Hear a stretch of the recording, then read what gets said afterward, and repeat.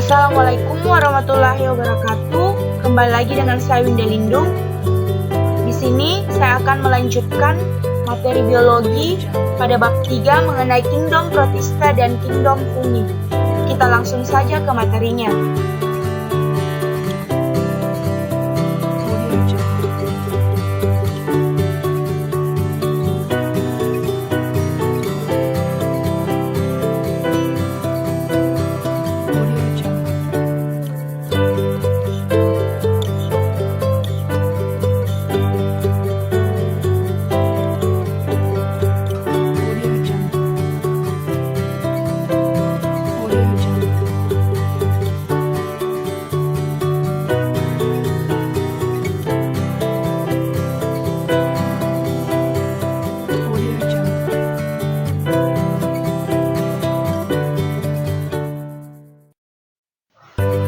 Pertama atau kegiatan pembelajaran pertama yaitu kingdom Protista. Hal-hal yang akan dibahas dalam kingdom Protista: pertama, ciri-ciri Protista; kedua, klasifikasi Protista; dan yang ketiga, peran Protista dalam kehidupan.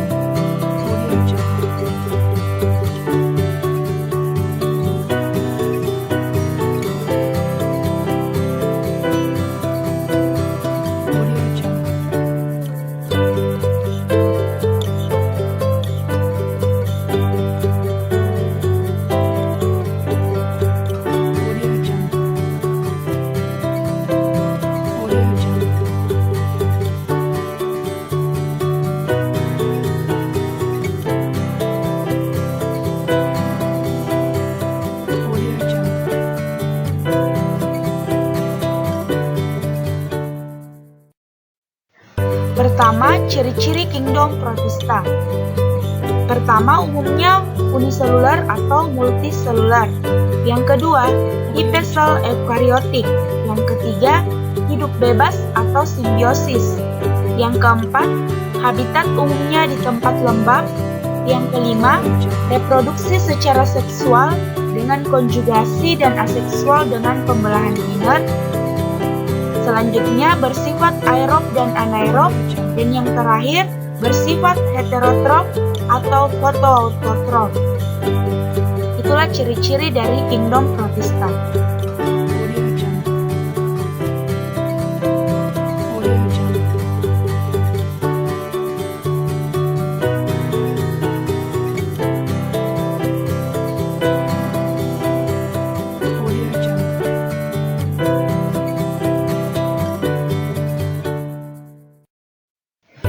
Kita melangkah ke klasifikasi kingdom Protista. Klasifikasi kingdom Protista ada 3. Pertama, Protista mirip jamur atau algae. Yang kedua, Protista mirip tumbuhan. Yang ketiga, Protista mirip hewan atau protozoa.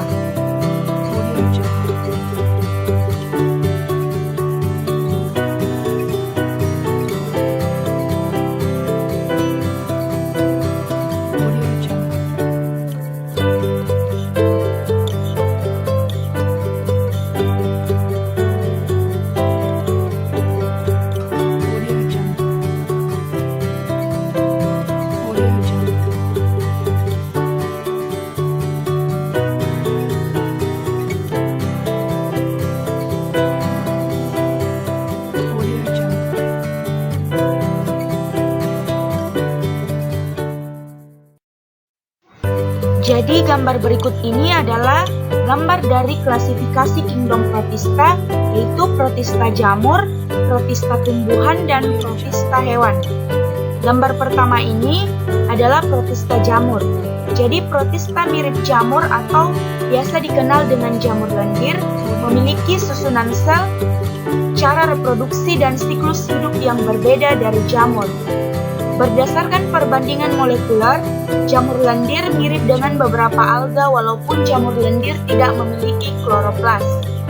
Protista mirip jamur terdiri atas 3 filum, yaitu Myxomycota, Acrasiomycota, dan Oomycota. Jadi, gambar berikut ini merupakan contoh dari Myxomycota. Filum Myxomycota ini terdiri atas jamur lendir. Kemudian Acrasiomycota itu adalah biasa juga disebut dengan jamur lendir uniselular. Pada dasarnya lebih mirip dengan Protozoa uniselular. Sedangkan Oomycota ini biasa dikenal sebagai jamur air atau water molds, karat putih atau white rust, dan downy mildew. Kemudian gambar yang kedua ini adalah gambar dari protista tumbuhan. Jadi protista tumbuhan ini memiliki alga uniselular dan multiselular sederhana. Fosil alga yang pernah ditemukan diperkirakan berasal dari zaman Prekambrian 1,2 sampai 1,4 miliar tahun yang lalu. Dengan demikian, tak dapat dipungkiri bahwa alga telah ada sepanjang zaman Paleozoik, yaitu sekitar 500 juta tahun yang lalu. Jadi protista mirip tumbuhan ini dibagi menjadi 7 filum, yaitu Euclenophyta, Chrysophyta, Bacillariophyta atau biasa disebut juga dengan Diatomae, Pyrophyta atau Dinoflagellata, Rhodophyta, Phaeophyta, dan Chlorophyta. Itulah protista mirip tumbuhan. Dan gambar yang ketiga ini adalah protista mirip hewan atau biasa juga disebut dengan protozoa. Protista mirip hewan atau protozoa artinya hewan pertama atau dari kata protos sama dengan pertama dan dari kata zoom atau hewan. Jadi protozoa artinya hewan pertama yang digambarkan sebagai organisme mirip hewan karena dapat bergerak dan mengambil makanan dari organisme lain. Protozoa dibagi ke dalam 6 filum, yaitu ada yang dinamakan dengan Sumastigopora, Rhizopoda, Apicomplexa, Coleopora, Foraminifera, dan Actinopoda. Itulah protista mirip hewan atau biasa juga disebut dengan protozoa. Jadi kita melangkah ke bagian selanjutnya, yaitu peranan bakteri atau kingdom protista bagi kehidupan manusia. Ada yang menguntungkan dan ada juga yang merugikan bagi kehidupan manusia. Gambar pertama ini yang ada di sebelah kiri merupakan bakteri atau kingdom protista yang dapat menguntungkan bagi kehidupan manusia. Jadi keuntungannya itu bisa sebagai penghasil oksigen dan sebagai produsen terbesar di laut. Jadi bisa digunakan sebagai penghasil oksigen bagi manusia. Dan gambar yang kedua ini merupakan contoh protista atau kingdom protista yang merugikan manusia, yaitu bisa menyebabkan kelaparan yang hebat, seperti di negara Irlandia pada abad ke-19. Itulah peranan bakteri atau kingdom protista bagi kehidupan manusia. Jadi kesimpulan dari kegiatan pembelajaran pertama ini mengenai kingdom protista adalah protista merupakan salah satu kingdom yang memiliki kelompok mirip dengan makhluk lainnya. Di antaranya adalah protista mirip jamur, protista mirip tumbuhan, dan protista mirip hewan. Anggota dari protista mirip jamur terdiri atas Myxomycota, Acrasiomycota, dan Oomycota. Protista mirip tumbuhan terdiri dari Euclenophyta, Phaeophyta, Rhodophyta, dan Chlorophyta. Walaupun protista mirip tumbuhan bersifat autotrof, banyak anggotanya merupakan organisme satu sel mikroskopis.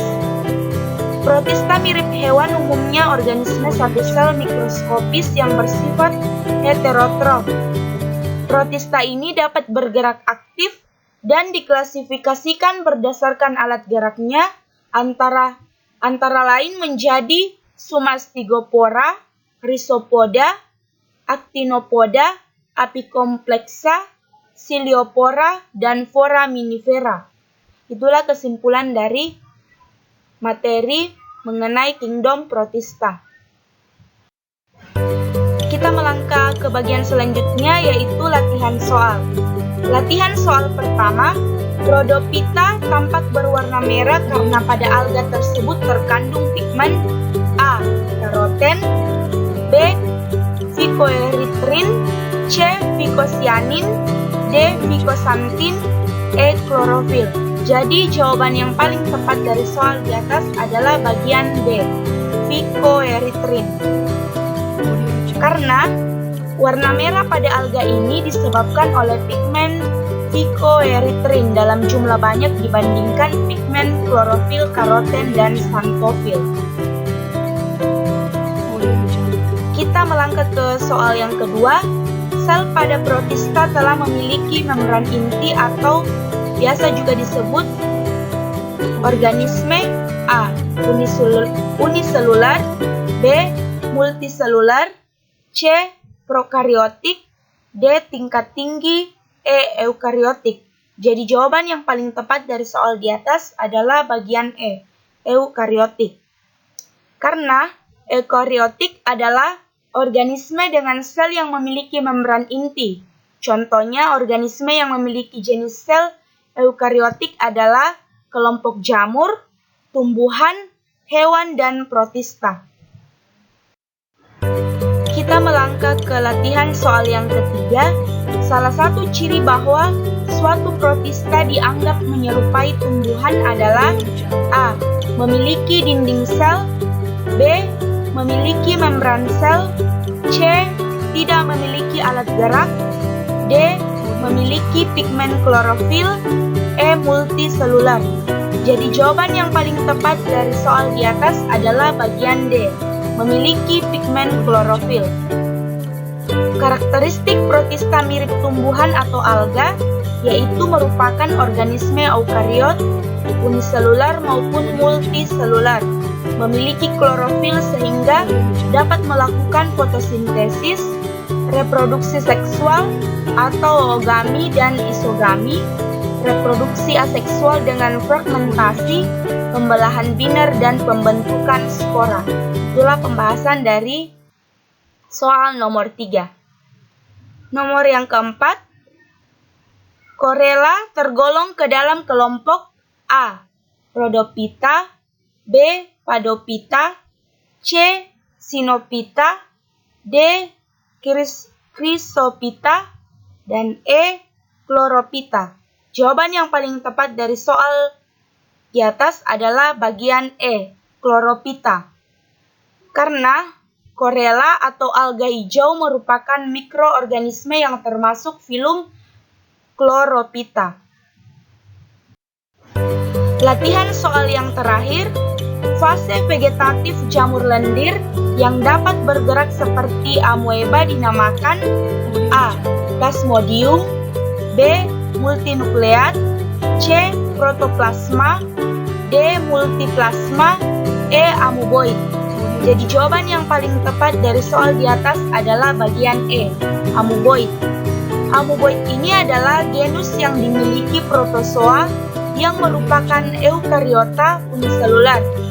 Gerakan amoeboid adalah gerakan seluruh sel dalam hubungannya dengan sekitarnya, seperti pergerakan sel darah putih yang bergerak keluar dari darah memasuki jaringan dalam bentuk makrofag dan makrofag jaringan. Jadi demikian pembahasan kegiatan pembelajaran pertama mengenai Kingdom Protista. Sekian dan terima kasih. Wassalamualaikum warahmatullahi wabarakatuh.